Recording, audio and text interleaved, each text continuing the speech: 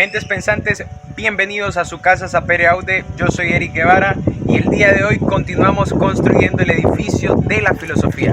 Pero antes, a disfrutar un poquito de cafecito. Para continuar con el estudio o con la construcción de la filosofía, tenemos que abordar uno de los principales autores que defiende, o mejor dicho, constituye la actual o la filosofía contemporánea.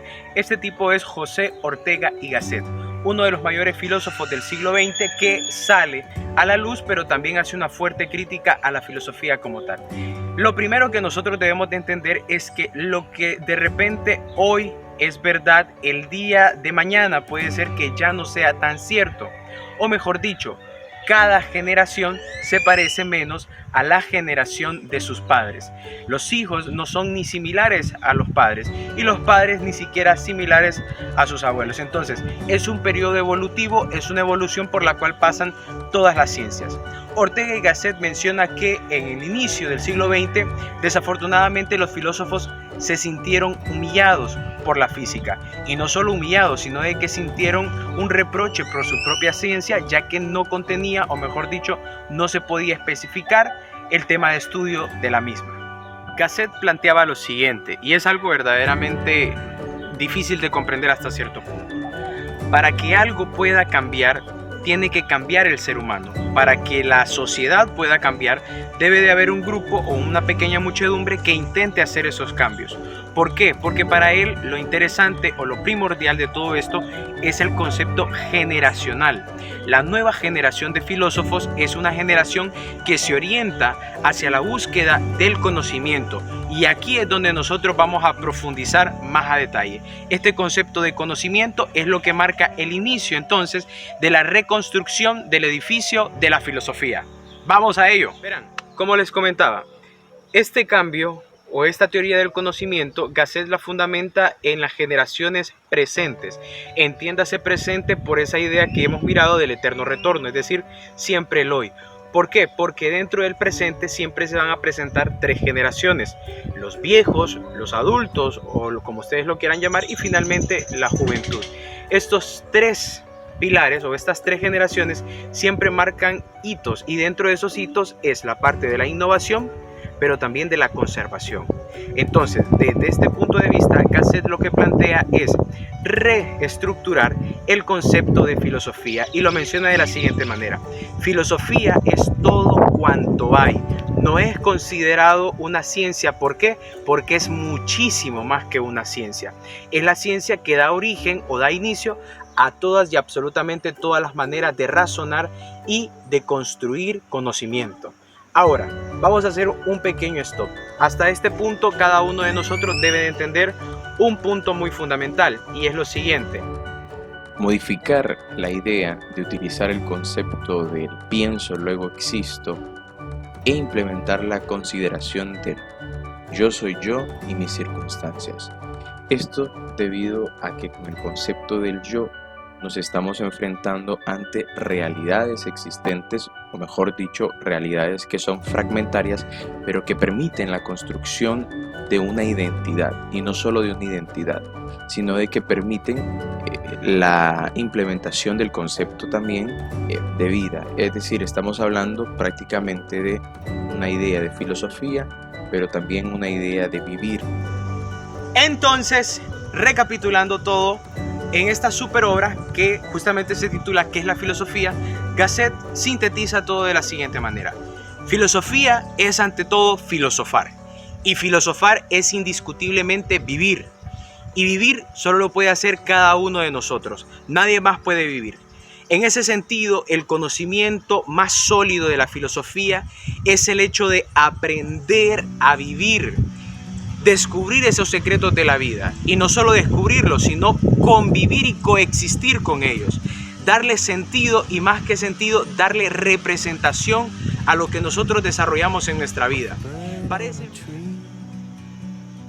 justamente hasta aquí llegamos hasta uno de nuestros últimos, casi últimos filósofos que vamos a tener la oportunidad de estudiar.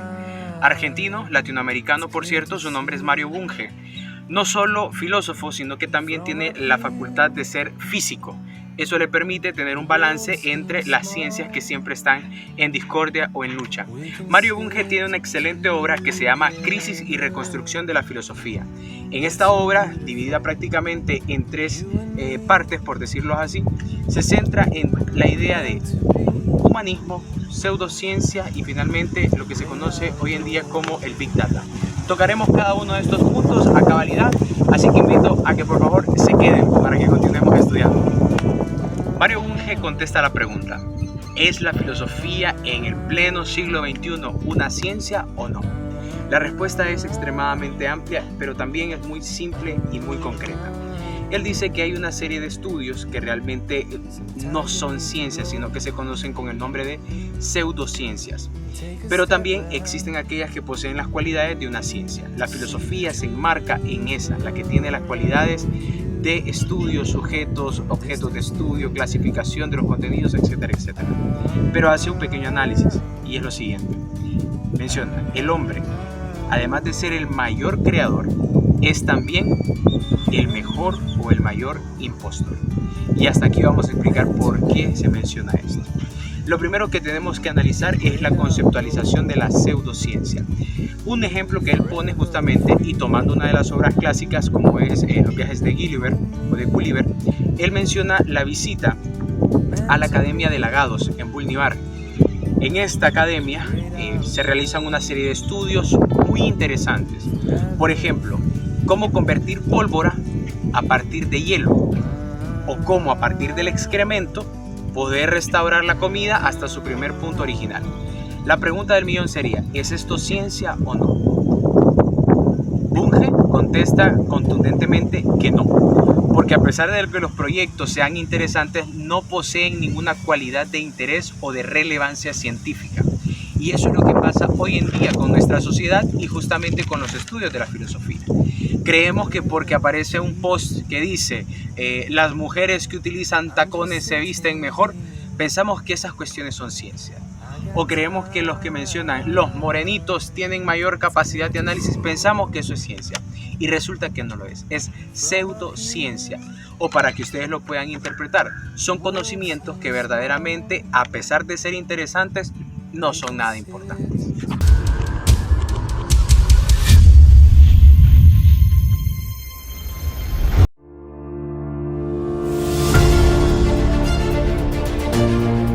El argentino contesta la afirmación de Stephen Hawking referente a que la filosofía había muerto con su propia teoría del conocimiento y detalla lo siguiente. La filosofía, que en este caso sería el conocimiento o la ciencia, C es igual a la comunidad de sujetos que conoce sobre la ciencia o sobre el contenido de la ciencia.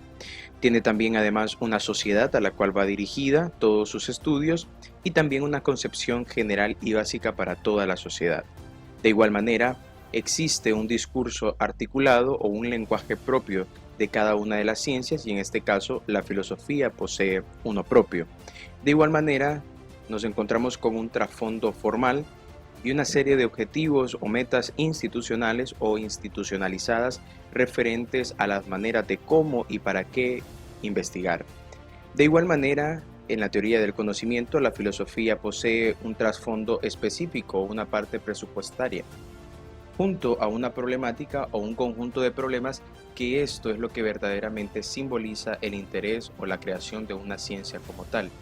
Recordemos que en la problemática de las ciencias es donde verdaderamente se dan respuestas a aquellas cosas que nos aquejan como sociedad, es decir, aquello que se denomina como lo pertinente de una ciencia. Junto a ello, nos encontramos también que existe un fondo específico de conocimiento y esto particularmente los contenidos que deberían o deben tocar cada una de las ciencias.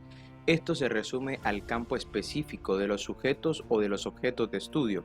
Y finalmente nos encontramos con lo que sería una parte indispensable, que son los métodos utilizables para cada una de las ciencias. En este caso, la filosofía posee una multiplicidad de métodos que le permiten no solo ser interdisciplinaria, sino también transdisciplinaria.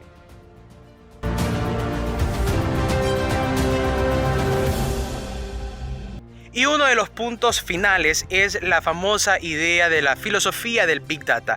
Esto lo que realmente quiere explicar es esa serie de conocimientos que se encuentran disponibles en las bases de almacenamientos, en los macrodatos, en las inteligencias artificiales.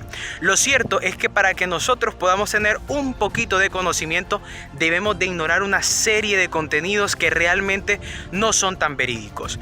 Hoy en día la mayoría de las personas ha logrado identificar, por ejemplo, ideas como plagio o ideas como el famoso copy-paste. La mayoría de nosotros en esta filosofía del Big Data tenemos un nuevo reto, y el reto básicamente es, a partir de esas ideas como por ejemplo los contenidos, los datos móviles, los bytes, los terabytes, empezar a volver a hacer eso un poco más cotidiano y empezar a entenderlo en beneficio de una colectividad, tal y como está sucediendo hoy en día en la realidad del mundo, donde mucho conocimiento está siendo facilitado para las personas que tengan acceso a estos puntos de red y podamos difundir y crear en colectividad una serie de conocimientos. Esto es lo que proponía Mario Bunge en el año 2013 con su libro Crisis y Reconstrucción de la Filosofía. Debemos de recordar que desafortunadamente este filósofo argentino falleció en el mes de febrero de este año, y ha sido un pesar y una pérdida irreparable para la filosofía, puesto que era uno de los mayores defensores no solo del estado filosófico, sino de la creación de los escenarios imaginados.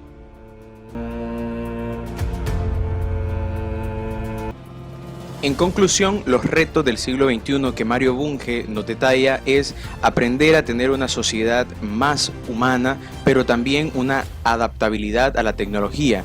Eso nos va a garantizar lo que se conoce como progreso social. Sin embargo, si tenemos el humanismo y carecemos de la tecnología, nos quedaremos como una sociedad estancada. Y si tenemos tecnología pero no somos humanos, además de tener un declive social, deberíamos de considerarnos una sociedad pendeja.